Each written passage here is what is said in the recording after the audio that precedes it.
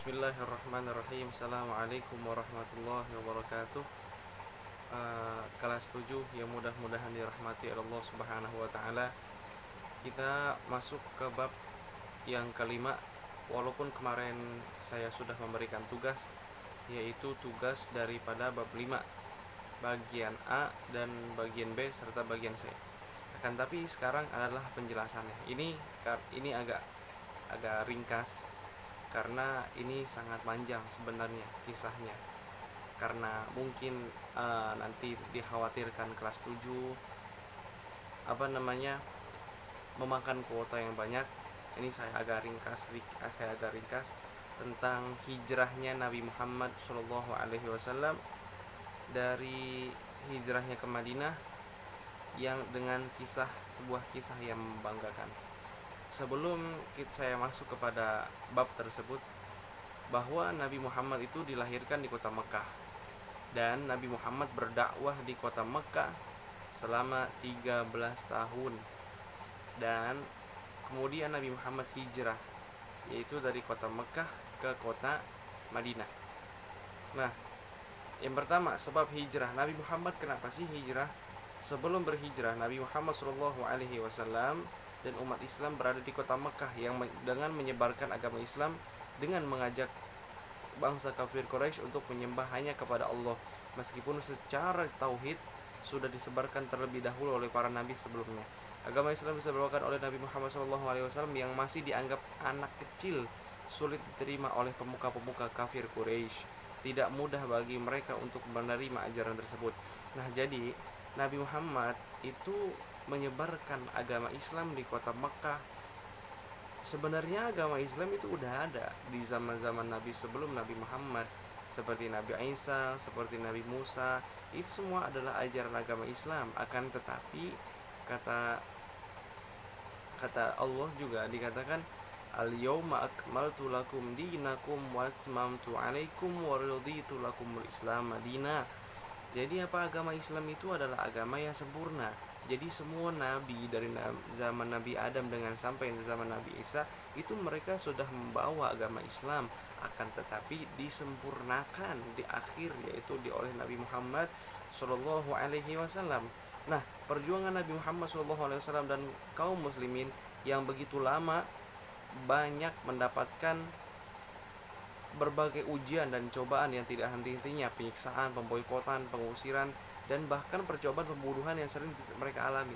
Jadi ketika selama di kota Mekah Al-Mukarramah, kaum muslimin yang menyebarkan agama Islam itu sering mendapatkan cemoohan, sering mendapatkan bahasa kita bulian, sering juga diusir daripada kota Mekah Al-Mukarramah, padahal Mekah Al-Mukarramah adalah tanah kelahiran Rasulullah SAW, anak Abdullah anak Abdul Muthalib, yang mana Abdul Muthalib adalah seorang raja di kota Mekah Al-Mukarramah. Nah, Nabi Muhammad juga mendapatkan cemoohan di Mekah. Bukan cuma cemoohan, akan tapi Nabi Muhammad ingin dibunuh oleh orang-orang kafir Quraisy. Melihat gangguan dan penyiksaan kafir Quraisy terhadap Nabi Muhammad SAW makin keras, berdasarkan wahyu dari Allah Subhanahu wa taala, akhirnya Rasulullah SAW memutuskan untuk hijrah ke Madinah, sebelumnya dikenal dengan nama Yathrib. Ini bukan berarti bukan berarti Nabi Muhammad SAW takut terhadap godaan tersebut. Bukan Nabi Muhammad kalah terhadap godaan tersebut, akan tetapi ini adalah perintah Allah Subhanahu wa taala, yang mana Allah Subhanahu wa taala memerintahkan kepada Nabi Muhammad untuk hijrah daripada kota Mekah ke kota Madinah. Kenapa? Sebabnya orang kafir Quraisy sudah sangat sulit untuk mendapatkan hidayah dari Allah Subhanahu wa taala. Memang Allah yahdi may yasha, Allah memberikan hidayah kepada orang yang dikehendakinya. Akan tetapi mereka sudah menghina Nabi Muhammad SAW, mencemooh Nabi Muhammad SAW. Akhirnya Nabi Muhammad SAW diperintahkan oleh Allah untuk berdakwah di kota lain. Seperti yang dikatakan Imam Syafi'i, safir tajid iwadu amman tufariku, berjalanlah safir tajid iwadun amman tufariku, berjalanlah ke tempat lain dan engkau akan mendapatkan sesuatu yang lain daripada tempatmu sebelumnya. Nah, pada tahun 620 Masehi, Nabi Muhammad SAW sempat bertemu dengan 6 orang Yathrib dari kabilah Khazraj. Nah, jadi sebelum Nabi Muhammad hijrah dari kota Mekah ke kota Madinah, Nabi Muhammad kedatangan tamu 6 orang dari kota Yathrib. Yathrib itu apa? Kota Madinah. Jadi kota Madinah zaman dulu namanya kota Yathrib, dikatakan Yathrib. Nah, kemudian 6 orang ini masuk Islam ketika Nabi Muhammad masih di kota Mekah. Orang ini masuk Islam dan senang kepada Nabi Muhammad. Kemudian 6 orang ini dari Khazraj, dari banyak Khazraj, akhirnya pulang ke kota Yathrib atau ke kota Madinah, menyebarkan atau memberikan kabar gembira bahwa Nabi Muhammad SAW akan masuk ke kota Madinah, dan akhirnya orang Madinah semuanya masuk ke dalam ajaran agama Islam, yaitu agamanya Allah Subhanahu wa taala yang dibawa oleh Nabi Muhammad SAW. Kemudian pada tahun 621 Masehi, orang-orang Yathrib mendatangi Nabi Muhammad SAW beserta 6 orang temannya yang lain sebagai utusan dari kabilah Khazraj. Ke-6 orang tersebut menyatakan keislamannya di tempat yang bernama Aqabah. Jadi mendapatkan keislaman di tempat namanya Aqabah. Peristiwa pengislaman orang-orang Yathrib ini juga diikuti perjanjian kesetiaan mereka kepada agama Allah Subhanahu wa taala.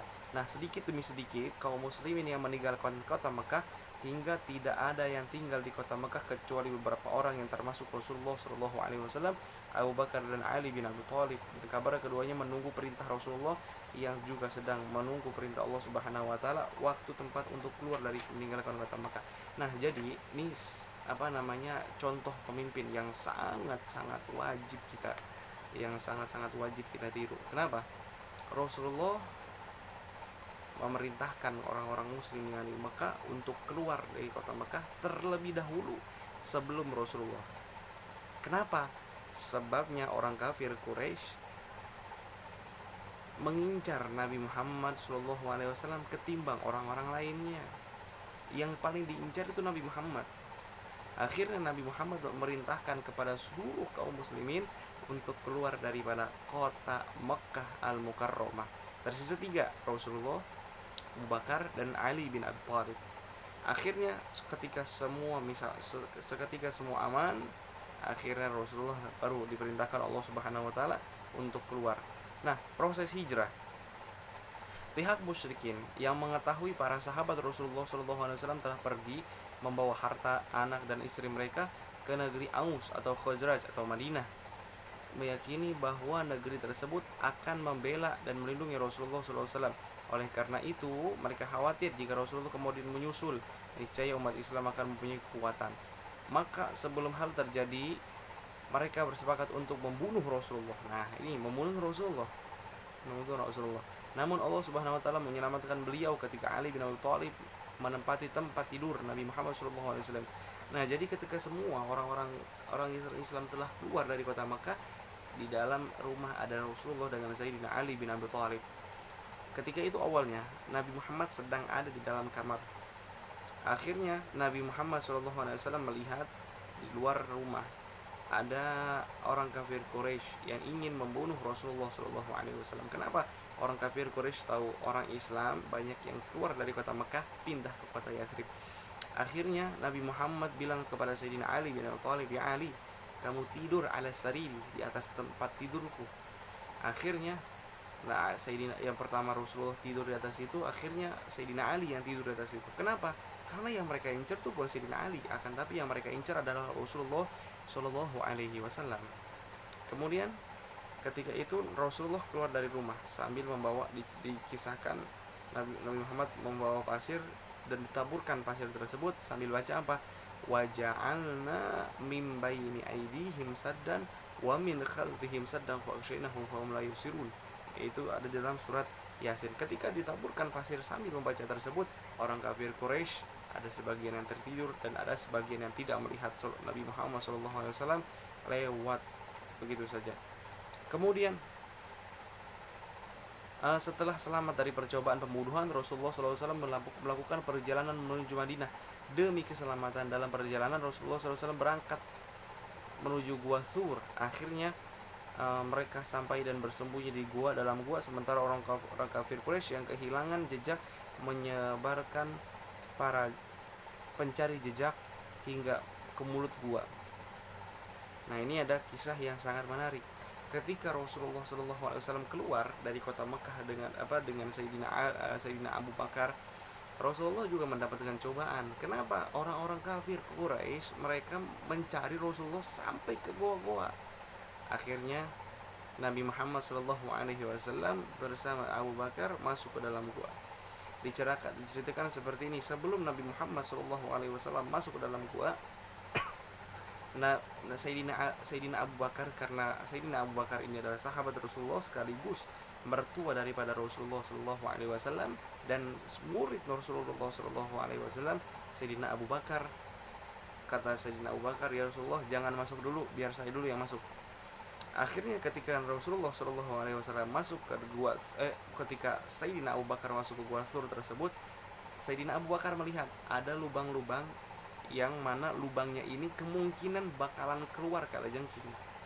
Akhirnya Sayyidina Abu Bakar punya baju, Sayyidina Abu Bakar punya pakaian, itu dirobek dirobek untuk menutupi lubang-lubang tersebut. Akhirnya ada satu lubang yang tidak tertutup. Kenapa?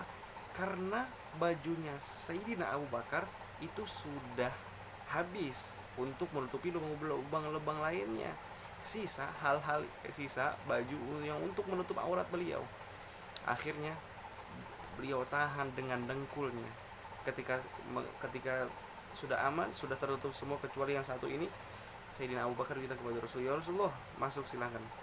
Akhirnya ketika itu Rasulullah SAW masuk, dan kemudian di lubang tersebut yang ditutupi dengan dengkul Sayyidina Abu Bakar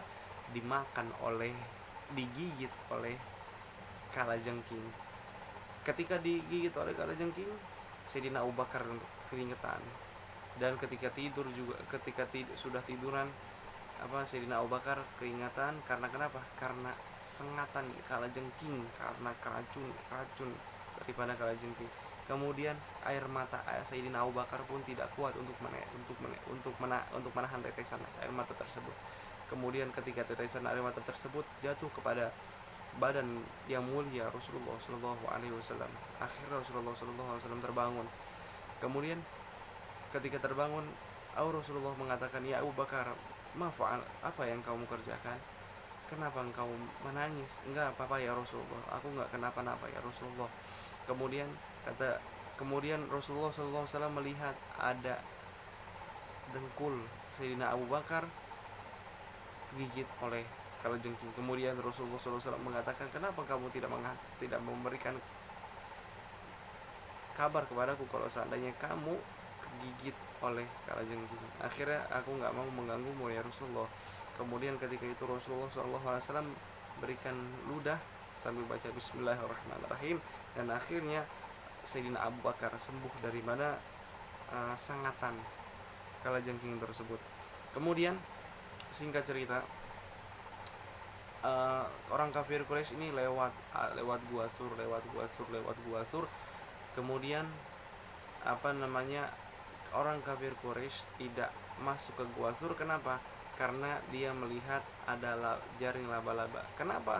Jaring laba-laba ini sebagai tanda kalau misalnya ini tidak mungkin ada yang masuk ke dalam gua tersebut. Akan tetapi ada yang memberikan kabar, hewan yang memberikan kabar bahwa Rasulullah ada dalam gua tersebut. Siapa? Cicak ini memberikan kabar dengan bunyinya mengatakan bahwa ada tanda-tanda orang di dalam gua tersebut. Itu yang bisa saya sampaikan hari ini. Insyaallah kita akan masuk kepada perjuangan Nabi Muhammad SAW di kota Madinah. Insyaallah akan saya jelaskan minggu yang akan datang, karena ini tidak mungkin banyak-banyak. Jadi saya jelaskan minggu yang akan datang. Sebelum kita tutup saya minta tontonannya dan shareannya. Di bawah ini ada link, ini adalah link perlombaan saya, dai internasional dari Garda Bangsa. Mohon dukungannya, ditonton kemudian di share ke yang lain-lain. Mungkin cukup sekian, kurang lebihnya saya mohon maaf yang sebesar-besarnya. Wassalamualaikum warahmatullahi wabarakatuh.